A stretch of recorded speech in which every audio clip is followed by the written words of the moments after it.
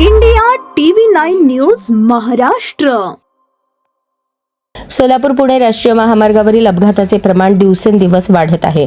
अपघात कमी करण्यासाठी राष्ट्रीय महामार्ग विकास प्राधिकरणाने NHAI ठोस उपाययोजना हाती घेतल्या आहेत. आता महामार्गावरील सावळेश्वर ते वरवडे टोलनाक्यापर्यंत 6 ठिकाणी नव्याने उड्डाणपूल उभारले जात आहेत. मोहोळ येथे यापूर्वीच उड्डाणपूल करण्यात आला आहे. सोलापूर जिल्ह्याच्या ग्रामीण भागात दरवर्षी रस्ते अपघातात सरासरी 750 जणांचा मृत्यू होतो. सोलापूर पुणे या राष्ट्रीय महामार्गावर सर्वाधिक अपघात झाले आहेत.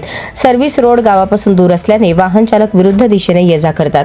वाहनांचा वेग देखील वाढला आहे. दुचाकी चारचाकी जड वाहनांची संख्या जास्त झाल्याने सर्व्हिस रोड अपुरा पडत असल्याची ही स्थिती आहे.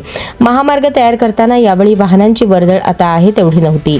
अपघाताचे प्रमाणही नियंत्रणात होते. मात्र आता वाहनांची संख्या वाढल्याने या महामार्गावर सर्व्हिस रोडवर उड्डाणपुलांची आवश्यकता भासली आहे. त्यामुळे NHAI कडून आवश्यक त्या ठिकाणी उड्डाणपूल उभारले जात आहेत. उड्डाणपूल या ठिकाणी होणार आहेत. चिखली तालुका मोहोळ येथील काम अंतिम टप्प्यात. यावली तालुका मोहोळ काम पूर्ण होत असून 1.5 महिन्यात वाहतूक सुरू होईल.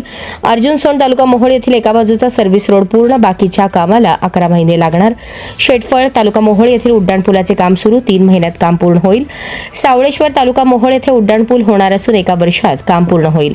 रांजणी तालुका माढा प्राची हॉटेलजवळ उड्डाणपूल होणार असून त्याचा आराखडा तयार केला आहे.